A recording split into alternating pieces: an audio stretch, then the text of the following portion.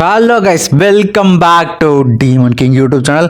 So இந்த விட நம்ம என்ன பார்க்க போகிறோம் அப்படின்னா த்ரோன் ஆஃப் சேலில் எபிசோட் 194வது எபிசோட் தான் பார்க்க போகிறோம். ஸோ ரொம்ப நாள் கழிச்சு வீடியோ போகிறேன். லைக் போட்டு வீடியோக்கள் வாங்க, இந்த எபிசோட் அனுப்பி போயிடலாம். ஸோ எபிசோட ஸ்டார்டிங்லேயே பார்த்தீங்கன்னா இருக்கிற காட்ஸ் கடவுள்களில் பேசிகிட்டு இருக்க நேரத்தில் ஸோ பல வருடங்களுக்கு முன்னாடி பார்த்தீங்கன்னா எல்லா காட்ஸுமே அவங்களோட டியூட்டிஸ் காட் ஆஃப் கிரியேஷனால் கொடுத்த டியூட்டிஸ் கரெக்டாக செஞ்சுட்டு வந்தாங்க. ஆனால் அந்த டிசாஸ்டர் வர அப்படின்ட்டு சொல்லிக்கிட்டு இருக்க, அந்த டிசாஸ்டர் வந்ததுக்கு அப்புறமா காட் ஆஃப் டெத் அவர் அவரோட அந்த ஒரு பணியிலிருந்து பார்த்தீங்கன்னா மாறினார். அவர் டொமைன்குள்ளே அவளுக்கு பைத்தியம் முடிச்சதுன்னு சொல்லலாம். அதுக்கப்புறமா பார்த்தீங்கன்னா அந்த ரிவர் சோல் ரிவரில் எல்லா சோல்ஸும் பார்த்தீங்கன்னா என்லெஸ் பெயினை பார்த்தீங்கன்னா அனுபவிச்சாங்க. யாராலையும் பார்த்தீங்கன்னா அடுத்த லைஃபுக்கு பார்த்தீங்கன்னா போக முடியல.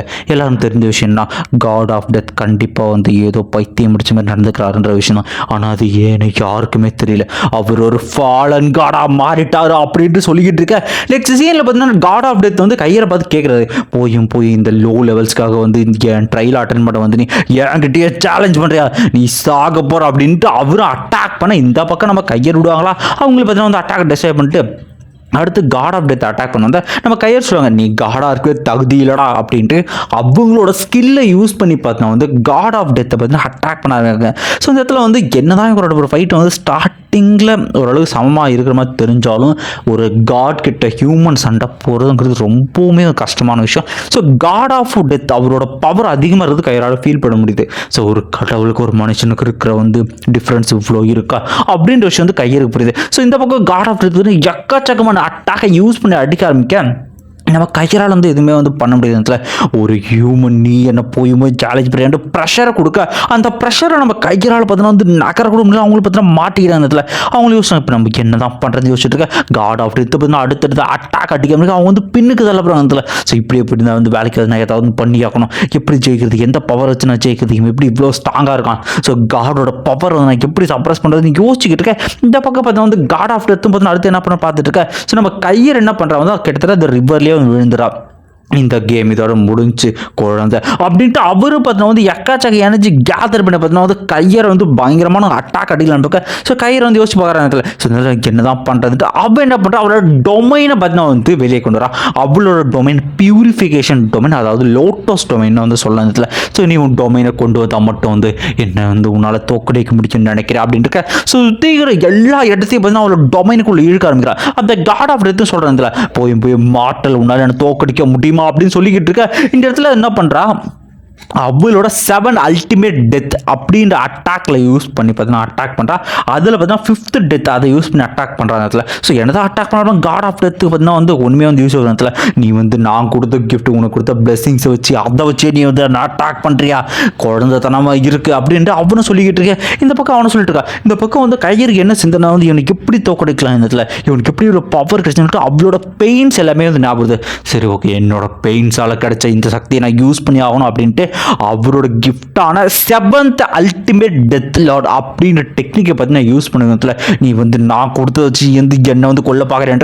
அவ்வளோ அசால்ட்டாக அவர் முடிய அப்படி தள்ளி விட அந்த இடத்துல 7th அல்டிமேட் டெத் அந்த டெக்னிக் மூலியமாக காட் ஆஃப் டெத்தே பார்த்தீங்கன்னா ஒரு ஃபார்மேஷனில் மாட்டிக்கிட்டு இருக்காரு. இந்த இடத்துல கையை சொல்லிட்டு இருக்கிறதுல கண்டிப்பாக இந்த அட்டாக் ஒன்று டேமேஜ் பண்ணு எனக்கு தெரியும் அப்படின்ட்டு அவ்வளோ ஒரு பயங்கரமான டெத்து ஸ்லாஷ் அடிக்க கிட்டத்தட்ட அந்த காட் ஆஃப் டெத்தோட வெப்பனும் ஒட்டையுது.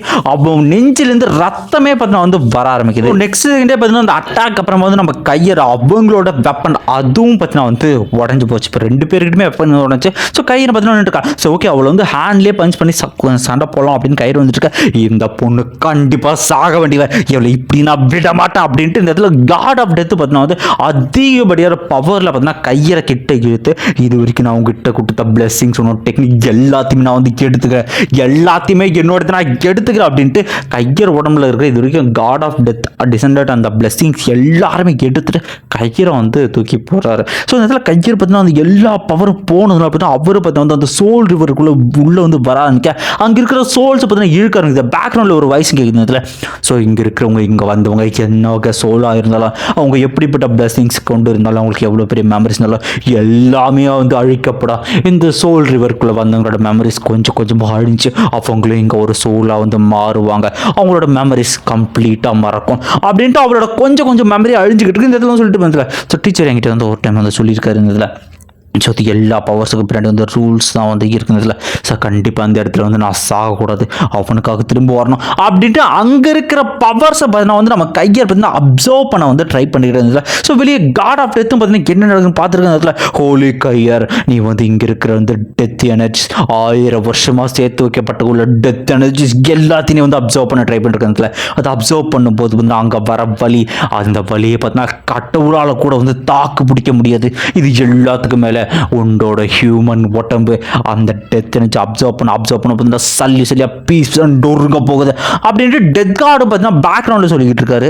ஸோ அப்படி பேசிட்டு இந்த பக்கம் நம்ம கையிருக்கு பார்த்தீங்கன்னா அவள் சின்ன வயசாக இருக்கும்போது அவள் அனுபவிச்ச பெயின், அந்த ரீஇன்கார்னேஷன் ட்ரையல், அந்த பெயினை பல ஸ்வாட்ஸ்களோட கிழிக்கப்பட்டது எல்லாம் ஞாபகம். அவள் உடம்புக்குள்ள அந்த ரீஇன்கார்னேஷன் செயின்ட்டோட பவர், அந்த ஸ்வாட் பார்த்தீங்கன்னா ஆக்டிவேட் ஆகுது. ஸோ அதுக்கு பின்னாடி பார்த்தீங்கன்னா ரீஇன்கார்னேஷன் செயின்ட் அவரோட அப்பியரன்ஸ் பார்த்தீங்கன்னா வந்து தெரிய ஆரம்பிக்க அவர் பார்த்தீங்கன்னா கையெழுத்து சொல்கிறதுல கண்டிப்பாக நீ வந்து இதுக்கு தகுதியான ஆள் தான் அப்படின்ட்டு அவரு பார்த்தீங்கன்னா அவரோட அந்த ரீஇன்கார்னேஷன் டிராகர் கிட்டத்தட்ட ஸ்வாட்னு வச்சுக்கலாம். ஸோ அந்த ஒரு வெப்பனை பார்த்தீங்கன்னா வந்து நம்ம கையெழுத்து வந்து கொடுக்குறது, இதை எடுத்து வந்து உனக்கு என்ன தேவையோ அதை நீ பண்ணு அப்படின்ட்டு அவரும் சொல்லிக்கிட்டு இருக்க. நெக்ஸ்ட் செகண்டில் ஹீரோ பார்த்தீங்கன்னா அந்த டொமைன் வெளியே வந்து பார்த்தீங்கன்னா அவளை பார்த்தீங்கன்னா வந்து அந்த ரீஇன்கார்னேஷன் வெப்பனை அதை பார்த்தீங்கன்னா வந்து வச்சுட்டு வந்து நின்றுட்டு இருக்காங்க.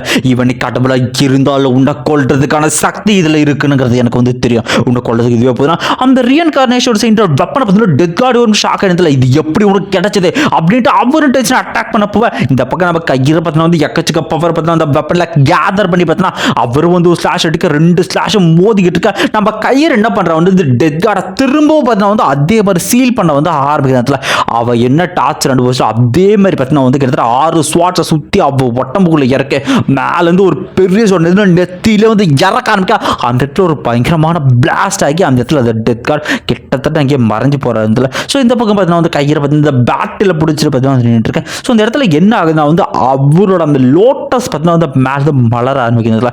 ஸோ அந்த இடம் அப்படியே கட்ட வேற ஒரு சீனில் பார்த்தீங்கன்னா நம்ம கையில் வந்து திரும்ப ஆரம்பிக்கிறேன். ஸோ அந்த இடத்துல கையில் பார்த்து என்னடா இடம் எதுன்னு அவளும் பார்த்துருக்கா. அந்த இடத்துல ஒரு புது பர்சன் அப்பியர் ஆகிறதுல அவர் வந்து பார்த்தீங்கன்னா வந்து உண்மையான காட் ஆஃப் டெத் அப்படின்னா வந்து இப்போ சண்டை போடுறது அவரோட பாஸ்ட் கூட இவர் தான் வந்து உண்மையான ஃபர்ஸ்ட்ல இருந்த காட் ஆஃப் டெத். ஸோ நம்ம கையில் பார்த்தீங்கன்னா அட்டாக் பண்ணிட்டு இருக்க, கண்டிப்பாக நான் உன்னை காயப்படுத்த மாட்டேன் ஹோலி கையர் அப்படின்ட்டு அவர் சொல்கிறதுல உனக்கு ஞாபகம் இருக்கா உன்னை நான் டிசெண்டண்டாக எடுத்தேன் அப்படின்ட்டு அவர் சின்ன வயசில் வந்து. ஸோ நீ வந்து கையர் நீ வந்து என்னோட டிசெண்டன்ட் என்னோட வந்து சக்ஸஸராக இருக்கியா அப்படின்ற விஷயத்தை பார்த்தீங்கன்னா வந்து கேட்டிருப்பார் இந்த இடத்துல. ஸோ வந்து அதுதான் நான் தான் உன்னை வந்து நான் தான் சூஸ் பண்ணேன் என்னை கொல்றதுக்காக அப்படின்ற விஷயத்த வந்து சொல்கிறதுல என்னடா கொல்றதா அப்படின்ட்டு நம்ம கையில் வந்து என்ன சொல்கிறீங்க கேட்க, நீ நினைக்கிற அந்த இம்மார்டாலிட்டி இந்த காட் ஆஃப் டெத் ரொம்பவுமே வந்து சந்தோஷமான விஷயம் இல்லை, மரணத்தையே என்ன தான் வந்து கண்ட்ரோல் பண்ண முடிஞ்சாலும் இது ஒரு சாப வாழ்க்கை தான் அப்படின்ட்டு அவரும் சொல்லிட்டு இருக்காரு. அதனால தான் பார்த்து நான் வந்து இந்த சைக்கிளை உடச்சி என்னை கொண்டு இதில் வந்து அந்த சிறையில் என்னை விடுவிக்க நான் அவனை சூஸ் பண்ணேன் அப்படின்ற எல்லா விஷயத்தையுமே பார்த்தீங்கன்னா நம்ம கையில் பார்த்தீங்கன்னா வந்து சொல்லிட்டு இருக்கிறதுல நம்ம கையில் ஆச்சரியம் வச்சுட்டு இருக்கேன். 6000 வருஷத்துக்கு முன்னாடி என்ன நடந்துச்சு தெரியுமா அப்படின்ட்டு நான் வந்து இப்போ வந்து டிசாஸ்டரை ஃபீல் பண்ணேன் அப்படின்னா கிட்டத்தட்ட இந்த டீமன்ஸ் வருகை இந்த வருகையை அதுக்கப்புறம் தான் வந்து டிசாஸ்டர் ஃபீல் பண்ணேன். அதுக்கப்புறம் இங்கே இருக்கிற எக்கச்சக்க மக்கள் கொண்டதுனால அங்கே இருக்கிற டெத் எனர்ஜி எல்லாத்துமே பார்த்தா அந்த எனர்ஜிஸ் என்னை கண்ட்ரோல் பண்ணி அந்த ஒரு டெத் கார்டை உருவாகிச்சு அப்படின்ட்டு. ஸோ நம்ம லவ் பண்ணுற என்னோட காதலன் நம்ம காதலன் இப்போ வந்து இந்த உலகத்தை காப்பாற்றணும்னு ஆசைப்படுறான், அதுக்காக கண்டிப்பாக இந்த உலகத்தை நான் காப்பாற்றுவேன் அப்படின்ட்டு கையரும் பார்த்தீங்கன்னா வந்து அதை வந்து அக்செப்ட் பண்ணிக்கிறோம். அவளுக்கு வந்து எல்லாமே கம்ப்ளீட்டாக புரிஞ்சுதுல. ஸோ எல்லாமே புரிஞ்சு காட் ஆஃப் டெத் வந்து கையர் நீ ரெடியாக இருக்கியா அப்படின்னு கேட்டு அவர் வந்து பார்த்தீங்கன்னா அவரோட காட் ஆஃப் டெத் டிவைனிட்டியை பார்த்தீங்கன்னா வந்து ட்ரான்ஸ்ஃபர் பண்ணுறது அந்த பவரை பார்த்தீங்கன்னா வந்து ஸோ நியூ காடுக்கு ட்ரான்ஸ்ஃபர் வந்து பண்ணுறாருல. ஸோ நெக்ஸ்ட் சீனில் பார்த்தீங்கன்னா வந்து அவர்கிட்ட இருந்து அந்த பிளெஸிங்கை வாங்கி அடுத்த சக்ஸஸ்லாம் ஏற்றுக்கிறேன் அப்படின்ற மாதிரி சொல்லிட்டு நம்ம கையில் அக்செப்ட் பண்ணதில் அப்படின்னா இருக்கிற எல்லா சோல்ஸுக்கு நடுவில் பார்த்தீங்கன்னா திடீர்னு பில்லர் மாதிரி பார்த்தீங்கன்னா வந்து ஃபார்ம் ஆகுது. அதுக்கு நடுவில் பார்த்தீங்கன்னா ஒரு தாமரையில் நடுவில் பார்த்தீங்கன்னா கையர் பார்த்தீங்கன்னா வந்து எவல்யூஷன் ஆகிற மாதிரி வந்து அடுத்த ஃபார்ம் புது ஃபார்முக்கு பார்த்தீங்கன்னா வர. ஸோ 6 இப்போ வந்து புது டெத் கார்டு உன்னால் எல்லாத்தையும் டெஸ்ட்ராய் பண்ண முடியும், உனக்கு என்ன தேவையோ அதை வந்து நீ வந்து பண்ணு அப்படின்ட்டு அவரோட டிவைனிட்டி அந்த அத்தாரிட்டி பார்த்தீங்கன்னா வந்து நம்ம கையருக்கு பார்த்தீங்கன்னா வந்து கொடுக்குறது. ஸோ கையரை வந்து அவங்களுக்குள்ளே பார்த்தீங்கன்னா வந்து அந்த அப்சர்வ் பண்ணிக்க வந்து ஆரம்பிச்சிட்டாங்க. அப்சர்வ் பண்ணி முடிச்சது பார்த்தீங்கன்னா அந்த கெட்டத்தை பார்த்தீங்கன்னா அதை வந்து பிரேக் பண்ணுறாங்க அதில். ஸோ இந்த டிமென்ஷனே பார்த்தீங்கன்னா வந்து பிரேக் ஆனதில் பார்த்தீங்கன்னா அவங்களும் பார்த்தீங்கன்னா அங்கிருந்து ஸோ ரியல் லைஃப் இப்போ வந்து சோல் ரிவர் இருக்காங்க இல்லையா அந்த ஒரு இடத்துக்கு பார்த்து தான் வராங்க. ஸோ வந்து கடவுள் டெத் கார்டு மாறினால இதனோட உண்மையான அப்பியரன்ஸுக்கு வந்து போக அது ஒரு பசுமையான இடமா பார்த்தா வந்து மாற ஆரம்பிக்குது. ஸோ வந்து கையில் சொல்கிறா இதுதான் அந்த இடத்தோட வந்து உண்மையான உருவமாக ரொம்பவே வந்து அற்புதமாக இருக்குன்ட்டு. ஸோ ரொம்ப நாளாக வந்து பெயினில் சிக்கி ரொம்ப கொடுமைப்பட்ட அந்த சோல்ஸ் எல்லாமே அது பட்டர்ஃப்ளை, அந்த அம்மா சொல் குழந்தை சொல் பட்டர்ஃப்ளையாக மாறி அந்த குழந்தை பார்த்தீங்கன்னா வந்து நம்ம கையோட கைக்குள்ளே பார்த்தீங்கன்னா வந்து பட்டாம்பூச்சி வந்து உட்காருது அந்த வந்து குழந்தை சொல்லிட்டு இருக்கு. ஸோ இதுதான் வந்து புது டெத் கார்டோட கையா, ரொம்பவே வாமாக இருக்குது, ரொம்பவே வந்து தேங்க்யூ டெத் கார்டு அப்படின்னு சொல்லிட்டு சுற்றிக்கிற எல்லா சொல்லும் வந்து டெத் கார்டு ரொம்பவே நன்றி, எங்களை விடுவி வச்சுருங்க, இந்த எல்லை இல்லாத ரொம்ப கொடூரமான பெயின்லேருந்து எங்களை விடுவி வச்சு ரொம்பவே நன்றி அப்படின்னு. ஸோ ஓல்டு டெத் கார்டு வந்துட்டு இதில் கையர் நீ வந்து டெத் கார்டாக மாறிட்டு இப்போ நீ என்ன பண்ண போகிற, நீ ஃபஸ்ட்டு பண்ண போகிற விஷயம் என்ன அப்படின்னு கேட்க அவளும் பார்த்தீங்கன்னா அந்த இடத்துல அந்த டிவைன் ட்ரீ கிட்ட வரா, அந்த டெலபோர்டேஷன் அதாவது ரியல் வேர்ல்டுக்கு கடவுளாக மாறினாலும் திரும்பி போகிறதுக்கு அந்த போர்ட்டல் அந்த கதவை பார்த்தீங்கன்னா வந்து வர வைக்கலாம். அவளும் அதை ஓப்பன் பண்ண நெக்ஸ்ட் சீனில் காட்டுறாங்க. டெத் கார்டை சொல்கிற கையர் நீ 2 டெத் கார்டோட அந்த இன்விடேஷன் ஆப்டைன் பண்ணியிருக்க அப்படி இருக்க. என்னடா எப்படா 2 டெத் கார்டுன்னு யோசிச்சுருக்க. இந்த இடத்துல பார்த்தீங்கன்னா முன்னாடியே ரீஇன்கார்னேஷன் செயின்ட் வந்து டெத் கார்டோட ட்ரையலை கம்ப்ளீட் பண்ணி புது டெத் கார்டாக ஆகிற தகுதியை பெற்றுப்பார். டெத் கார்டு கேட்டுப்பார், என்னப்பா நீ வந்து கடவுள் ஆகிறியா அப்படின்னு கேட்டிருக்க. கடவுளாக எனக்கு வேணாம், நான் வந்து நிறைய இடங்களை வந்து எக்ஸ்ப்ளோர் பண்ண போகிறேன் அப்படின்ட்டு டெத் கார்டோட ஆப்பர்ச்சுனிட்டி ரீஇன்கார்னேட் செயின்ட்டு உதறிட்டு அங்கே வந்து போயிருப்பார். ஸோ இதில் டெத் கார்டு சரி ஓகே இவன் வந்து ஒரு மாதிரி இருக்கான் அப்படின்ட்டு புரிஞ்சுப்பார். அதாவது நம்ம கையர்கிட்ட இப்போ கிட்டத்தட்ட 2 டெத் கார்டு லெவல் பவர்ஃபுல் பீயிங்ஸோட பிளெஸ்ஸிங்ஸ் ப்ளஸ் டெக்னிக் அவங்களோட பவர்ஸ் வந்து இருக்குங்கிறத இங்கே வந்து சொல்லியிருப்பாங்க. இதோட இந்த ஒரு எபிசோடு வந்து முடியுதுங்க. ஸோ இந்த வீடியோக்கு நீங்கள் மறக்காமல் வந்து லைக் போடுங்க, இந்த வீடியோ எப்படி இருந்துச்சுன்னு கமெண்ட் கொடுங்க. ஸோ என்னடா ஆச்சு ஏன்டா அவ்வளோ நாள் வந்து வீடியோ போடல அப்படின்னு நான் எந்த வித ரீசனும் அதுக்கு வந்து சொல்ல விரும்பல. ஸோ ஒரு விஷயம் நடந்துச்சு, ஸோ கொஞ்சம் வீடியோ போட முடியாமல் போச்சு. இதுக்கப்புறம் வந்து நான் ரெகுலராக வீடியோ போட ட்ரை பண்ணுறேன். மறக்காமல் இந்த இடத்துல லைக் பண்ணுறேங்க, சப்ஸ்கிரைப் பண்ணுங்கள். மெயின் சேனலுக்கு என்னடா ஆச்சு அப்படின்னு கேட்டிங்கன்னா காப்பிரைட் திரும்ப வந்துச்சு, ஒன்றுமே பண்ண முடியல. வெற்றிகரமாக நம்ம வந்து 8வது காப்பிரைட்டை நோக்கி போய்கிட்டு இருக்கோம். Thank you, bye guys. கமெண்ட் பண்ணிட்டு போங்க.